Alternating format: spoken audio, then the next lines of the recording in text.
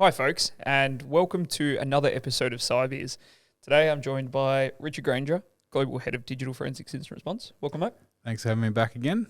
And Mike Varley, who's made the trip all the way from Edinburgh in the UK, DEFA Analyst Extraordinaire. Welcome to your first Cybeers. Thank you very much for having me. Bit of a trip for a podcast, but I'm down with it. Just for the podcast, wasn't it? Wasn't for anything else. Oh, well, I was supposed to be doing some work, but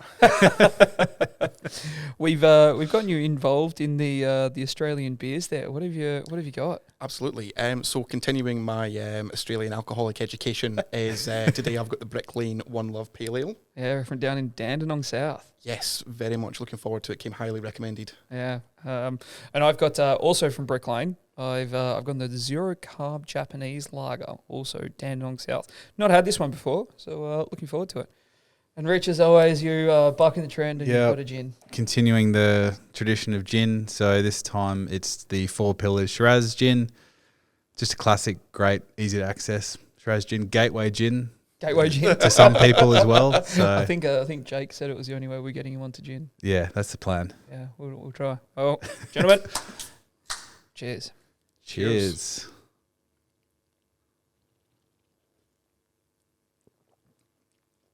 For a zero carb Japanese lager, quite good. Yeah. Doesn't end as dry as normal, so yeah, happy with that. What do you think of your Brick Lane there, Mike? That is lovely. Quite fruity, I think. Yeah, good. There's a 6-pack of them around. So. Fantastic. And Rich, Cool. your Shiraz, your bloody Shiraz. Yep, tried and tested. It's good and stuff. Yeah, Okay. it's good stuff. Well, guys, today we're talking about cybersecurity in healthcare. It's a pretty relevant topic at the moment. There's been a few breaches going on, a few things happening in the world of cyber. A lot of threat actors, if they hit a hospital, they've come out and said that they will give the decryption keys. They try not to hit hospitals, but then there's others that just say, we don't care. We've hit you, pay us the money, move on. Why is this happening in healthcare, Rich? Numerous reasons. I think probably one of the biggest issues, in particular when we talk about healthcare, like with hospitals and things like that, where they're not necessarily going to be running the latest and greatest technology in there. And there's probably reasons behind that. They've got a certain machine that requires a certain level of operating system to be able to operate. And well, there's nurse on call machines and MRI machines, and right? Can't be without them. If you're going to upgrade them, you got to plan that pretty effectively, because you can't just unplug stuff and take it away from the hospital. You can't just unplug an MRI machine. So there's a lot of old vulnerable systems that are operating within healthcare. Yeah, and a lot of protocols that we see, SSH into a lot of devices, or even Telnet, dare we say, that on a network that might not be as segregated as you would like to see. I think one of the things we see a lot, especially in hospitals, is networks just aren't segregated because they're just such big, expansive networks. So all it takes is a compromise of an end-user machine, a nurse, a registration, administrative staff, and then once they're on that machine, they can start pivoting through the network. So it brings a big challenge having a network that big. So, Mike, what do you think some of the causes? Well, I think, to be honest, I mean, the entire premise of like a ransomware and extortion attack is to put the victim organisation in under as much pressure as is humanly possible. And when it comes to healthcare, is you quite literally have lives on the line. And so if there was ever going to be an organisation that would be more willing to pay than others, it would most likely be healthcare organisations. Yeah, we talk about the confidentiality, integrity, availability triad, right? And healthcare is one of those only industries that they look and say, availability is the number one. Most of the time it's confidentiality and integrity. So really, if you can't get access to the patient records to say, okay, well, this is how much medication I need to give to someone, or this is the right amount to give, then you might be putting that patient's life at grave danger. Yep. So it's a challenge for them, but it's also something they must have in place. Yeah. From a DEFA perspective, we're seeing an increase in the number of healthcare providers that are being hit. Yeah, I mean, I think looking at our most recent sort of case statistics, I think healthcare as an industry vertical accounts for 28%. 28% of our Really? Yeah. Most of it, the vast majority of our cases have been healthcare organisations. Yeah. Okay. And that's sort of not just, when you think of healthcare, you think of hospitals and things like that, but there's also lots of medical practices, dentist practices as well. Sort of these smaller organizations that they might, not have the same sort of equipment, things like that might necessarily be at a hospital, but they might be running older systems again. Their security is not at the forefront of their minds. They're there to look after people. Exactly. The funding for the healthcare industry is almost exclusively targeted at treatment delivery and looking after patients, making sure that they are at the cutting edge of diagnostics and treatment services, and we're not seeing an awful lot of funding then actually being diverted into the teams that support these services. Do you think it's a lack of understanding, or is it more we're a dental surgery, like you say, or a GP? Who's going to want to hit us? Why do they want it? Why would they want to target us? Do you think it's a education and awareness, or they really are that lack of funding, underfunded, so they are putting all that funding into looking after patients? So I think it's a combination of both. I think there's definitely a lack of understanding and education on their part. I mean, these are healthcare providers. They are very highly specialised in their fields. They are not necessarily technical users. Are you saying you need to be trained in cybersecurity, Mike? Oh, well. No, but even just being aware of the type of information that they hold and how that can potentially be valuable to a threat actor might just help close that loop slightly. And I think that sort of lack of understanding on their behalf is why we see so little funding going into the security side of things. They don't necessarily understand the risks. They don't necessarily understand why the data they hold is valuable. And without understanding those two things, they might not necessarily see security as a priority for funding. Yeah. Well, Rich, do you think this is changing now? We're not going to go on and on about some of the biggest breaches that we've seen, but we saw some very sensitive data published through the Medibank breach. Yeah. Do you think some of these providers now are starting to understand that the data they hold is extremely sensitive and probably shouldn't be getting out there? Yeah, I think Medibank is a great example because I think it kind of opened the eyes of a lot of Australians that, they don't work in security, they don't work in IT, they're just sort of following along the news. That was 9.7 million customers impacted. Yeah. It is not a small number of people. Yeah, and you're from the UK, right? So it's the news has made it that far. So it just goes to show that this news that's hitting Australia, what's hitting us at the moment, is making it out globally. And we've said a lot in these conversations that threat actors have said Australian organisations are a target. They are coming after us because we don't have the right level of controls in place. And I think we've seen this through the ACSC reports, right? That healthcare is the third most reported industry behind local and state government. Yep. And we're seeing that now. We'd say 28% of our investigations are on healthcare. Yeah. So what should a small GP or dental practice be doing to protect this data that they've got? So for me, I think, going back to first understanding the type of data they hold, how it can be valuable, why it can be valuable. And where it's stored, right? And where it's stored, exactly. A lot of these practices see it stored in my patient management system. But okay, what about those forms that you're emailing back and forward? It's not just ransomwares that we're seeing. It's also a lot of business email compromise and data being accessed, or really the potential for that sensitive data to be accessed. I think that's where we really need to focus. It's not just on data that has been accessed. Privacy Commission is now focusing on if there is the potential for data to be accessed, then you need to treat it as a cyber event. Yeah, absolutely. And what we've been seeing, particularly in our last couple of cases, is that patient management system that's holding all that information is maybe only maybe two hops away from a box that is publicly accessible. Particularly in Australia, where we have some of these smaller practices in quite rural areas, is we've got people that are working from home, people who are potentially travelling to client sites who need remote access to this environment for patient files, for treatments. And a lot of the times we've been seeing that, unfortunately, those boxes just aren't quite as secure as they could be. Yeah. And if they're public facing, then all it really takes is a look through an engine like Shodan to find them. if you have a Shodan account, is you can potentially see vulnerabilities associated with that box.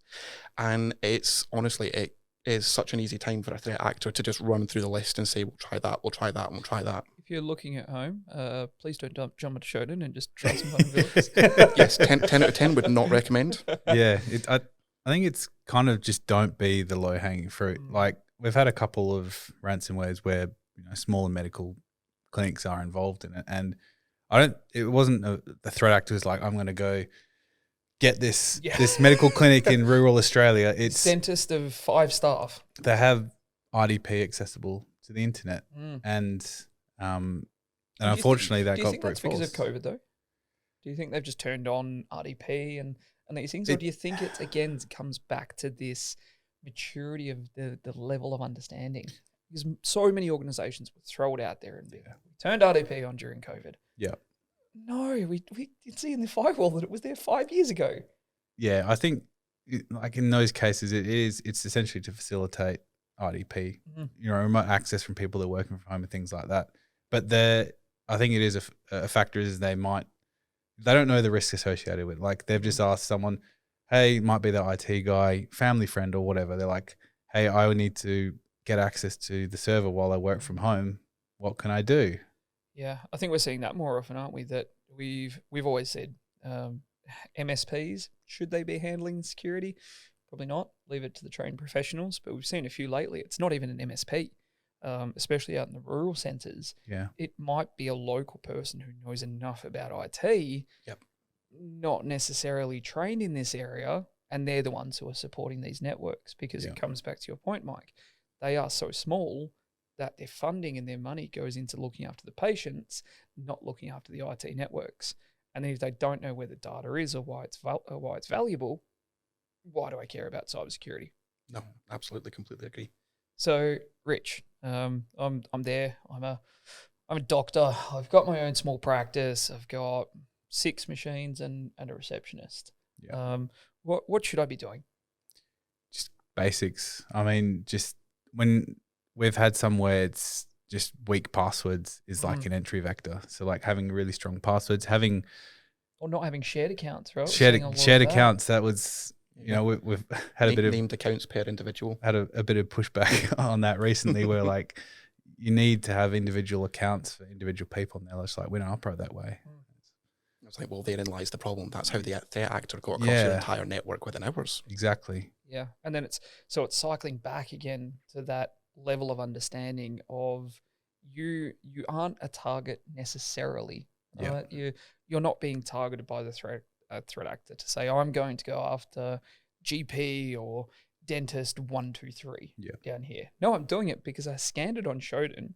I found it. I ran the vulnerability that I know how to exploit. Yep. It popped. Yeah. I'm in now. Access. Yeah. And don't be the slowest runner in the race, right? Yeah. Business email compromise. It always comes back to strong passwords, multi-factor authentication. And my biggest one is don't be emailing forms. Don't be emailing PII. Have a system in place where you can share PII and results and all of this other information with your patients in a secure manner. So how do we go about educating these operators into what they should be doing? Is there anything we're not doing as an industry? It's hard. Like, I don't think we can only record so many sides. We can only. I mean, I think maybe hopeful, but I think Medibank and things like that has kind of opened up the eyes to more. Like everyone knows about Medibank, whereas there'd been breaches in the past where we know about it because we're in the industry, but my mum's telling me about this new hack on Medibank. Like that's the first time. So if your mum's talking about cybersecurity, you know you're in a growing industry, right? So it's becoming a household topic. Yeah. But do you think then they look, and Medibank was massive, Optus was huge, Latitude was huge. There's been some big breaches. Do you think that's put us at a bit of a detriment because now the smaller organisations are looking and saying, well, it's only the big guys that's getting hit. Like it's not going to happen to me. That's it. I think we as an industry do as much as we can, but there are only so many times that you can bang on about weak passwords, multi-factor authentication, basic defenses before we maybe need to start looking at people like the industry regulators to actually come down on these people.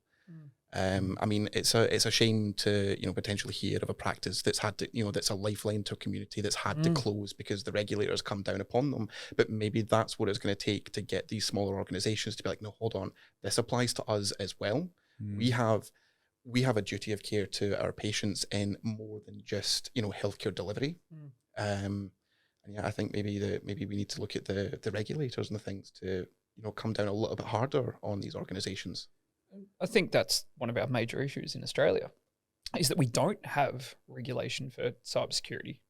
We've got APRA, who obviously regulates banking, private health insurance, superannuation, and associated industries. We've got CPS 234. That's only been in the last few years that's come into place. There's still so many industries out there that hold such sensitive data that are unregulated.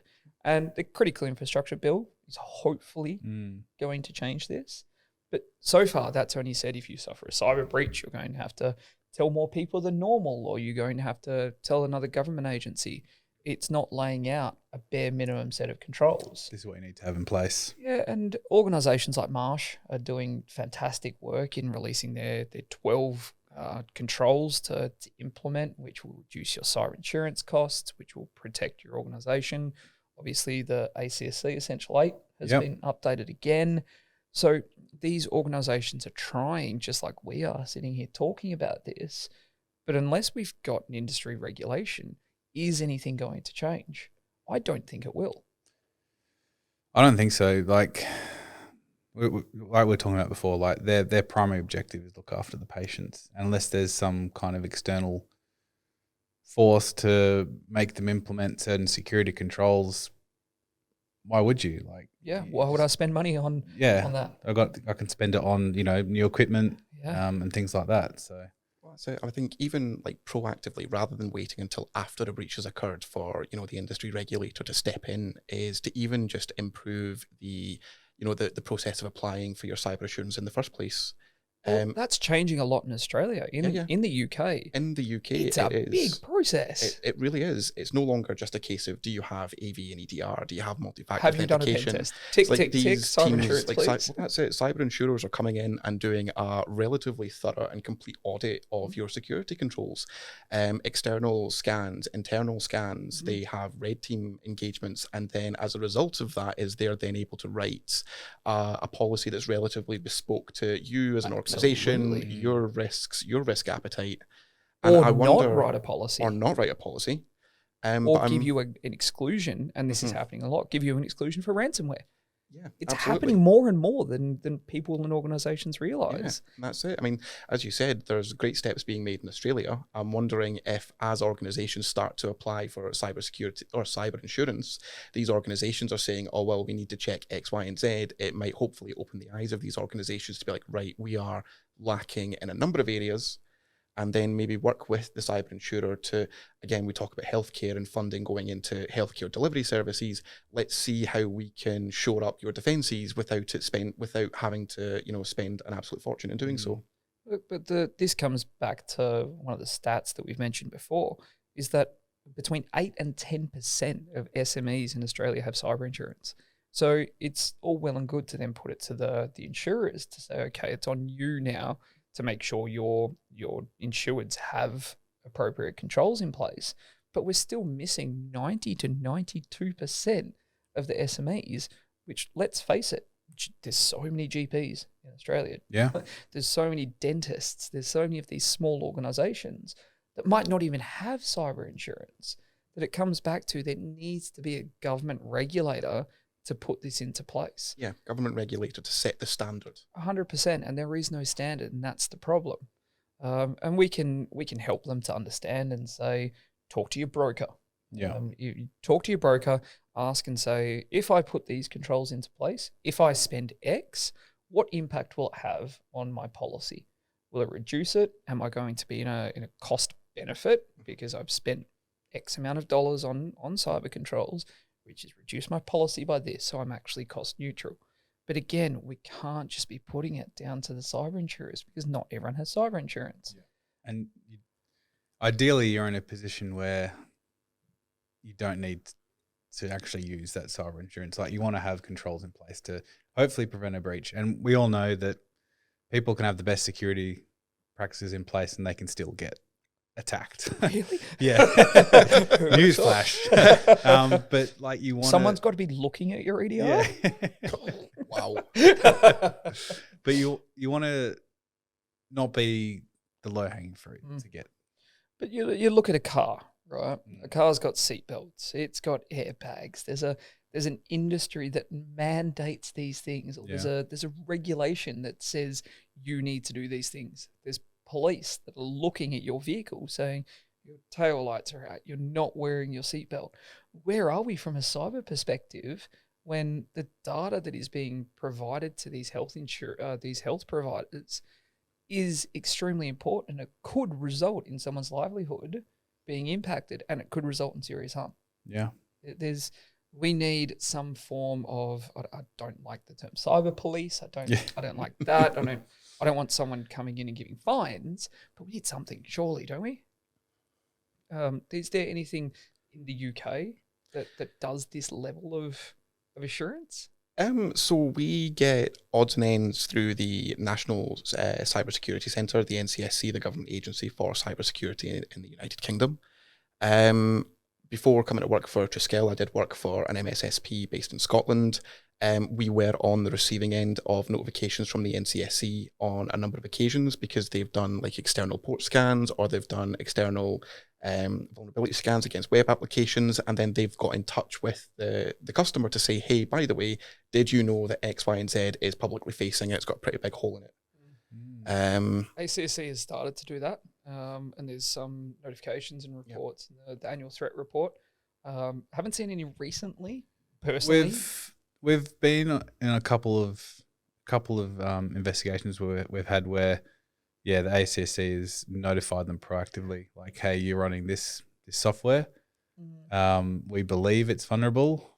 You might want to get it looked at. If the ACSC says we believe it might be vulnerable, have a look at it. That's pretty strong. If the ACSC is telling you there's something in your network, there's probably want to pay attention to that. Whether that's come from an agency they're working with or some form of CTI, listen to the ACSC, right? Yeah. But I mean, where do you draw the line? Like, they can't do that for every organisation in Australia. It's not their job either. It's not. No, it's not what they're there for. They're there to protect Australia's interests, not to scan every organisation. Give people, free vulnerability scanning and stuff like that. Look, and if I'm a small health provider, and I'm looking at, and we mentioned at the very start around hospitals that aren't even doing this properly, right? I'm a small provider, and I look and go, again, I've got 6 machines. It's pretty straightforward for them, right? Put them onto a domain. Yep. That's pretty straightforward. Put multi-factor authentication onto email.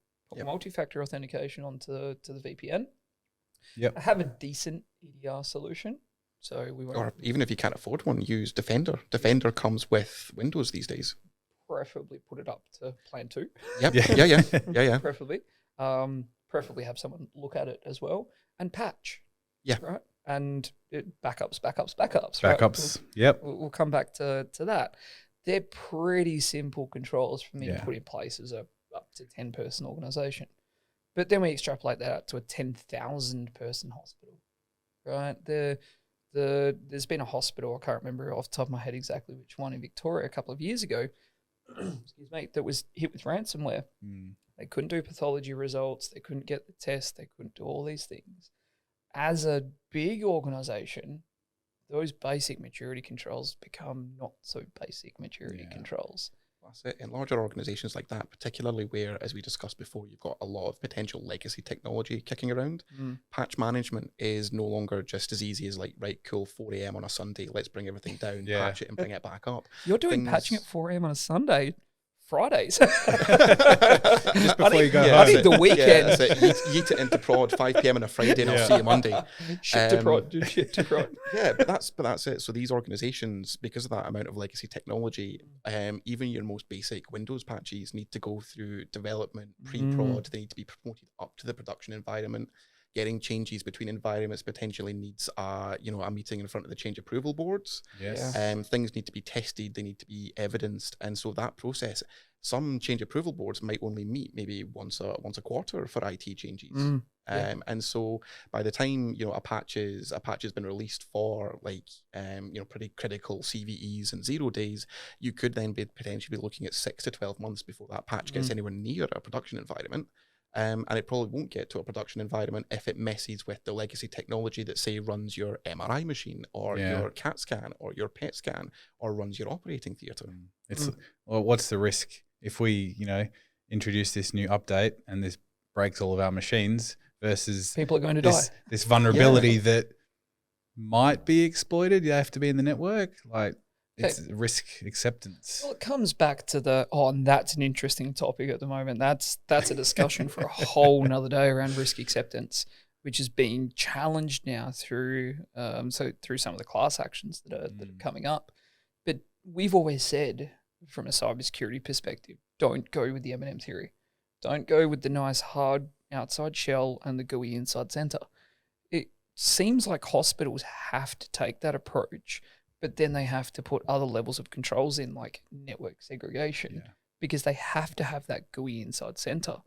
They don't have a choice like a lot of corporates do, where they can go and lock everything down and shut things down. It takes a completely different mindset to say, okay, my patient management system, it's sitting over there. It's vulnerable, but I'm going to put controls in place, lock it down, intrusion detection systems at every ingress and egress point, a SIEM, an EDR solution, and people looking at this thing. And then back to your point, data discovery. I can only imagine how much data is sitting out there on random endpoints across massive hospitals. And I haven't seen that being done properly in many large organizations, let alone a big hospital. So there's still controls that can be put into place, but it just takes a lot more careful planning. I remember seeing one hospital, we weren't doing work in there. I was laying in a bed with probably a broken leg or something from snowboarding. And I just I jumped onto the Wi-Fi, did a bit of a scan, as you do. As you do. As you do. You've got a laptop and, you're a bit bored. And you just see all these different machines and things pop up. So it's even basic things like this of segregating off your patient Wi-Fi and your corporate systems and the medical systems to reduce the attack surface, which we're always talking about. Yeah. So I think sometimes it can be a catch-22 as well. Obviously we've got nurses and doctors and things that go from department to department, might be seeing, patients in different departments, 5 minutes apart. Every time we introduce controls like this, we are then potentially making their job harder. Slowing them down. And exactly.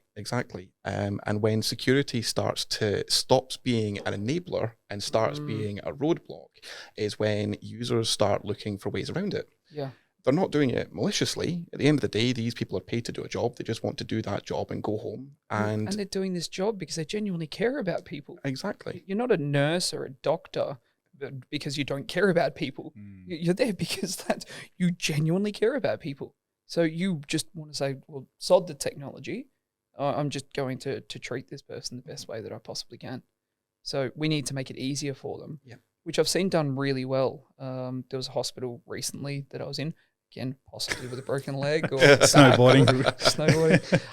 And they bring a machine around and everyone's got a swipe card. They swipe it. It brings up their patient records they're looking after. So it's made it easy. But then there's others that you walk around, you still see passwords stuck to a screen. Yeah. You look, and as security professionals, we for the shared account that everyone's using. Yep. So look, some of the things are basic hygiene, but there's other things that are very hard to implement the appropriate level of controls. Not impossible, no, but it's difficult. And that just comes back to the original point of funding. These organizations are spending the money on new treatments, new technologies, new research and development, not necessarily the technology teams that need that funding to implement the controls at that level. Oh, look, absolutely. I think that's what it all comes down to is these providers need the funding and the support. The government can't just be there saying, you need to put in controls and protect the data. They do need the funding and they do need support. Absolutely. All right, guys. Any wise final words to add, Rich? No, I bang on about it all the time, but just the basics. Just try not to be that clinic that has RDP open to the world. Just try and make it that much more difficult for someone to get in. Ask your IT provider, do I have RDP access? If you're watching this and you've got a small clinic, a GP or a dentist, and you're looking for one takeaway, ask your IT provider, do we have RDP access published? If the answer is yes, find a different way to do it. Yeah. Mike, any famous last words? For me, it would have to be just to appreciate the sensitivity of the data that you handle on a daily basis. Like handling patient data multiple times a day, it can be really easy to forget just how sensitive that data is. And it's just to be mindful of the impact that could have on someone's life should that data be leaked. Yep. And mine comes back to a similar topic. If you can avoid it, and try to avoid it at all costs, do not be emailing sensitive data. Just don't email PII. There should be no need. There's plenty of file sharing systems that are secure that you can utilize to share this data. Yep. Well, guys, insightful conversation. We could talk about this one for hours on end. We'll leave it there. Hopefully there was some good topics that were discussed. There were some benefits that came out of this and things that organisations can use. Cheers. Cheers.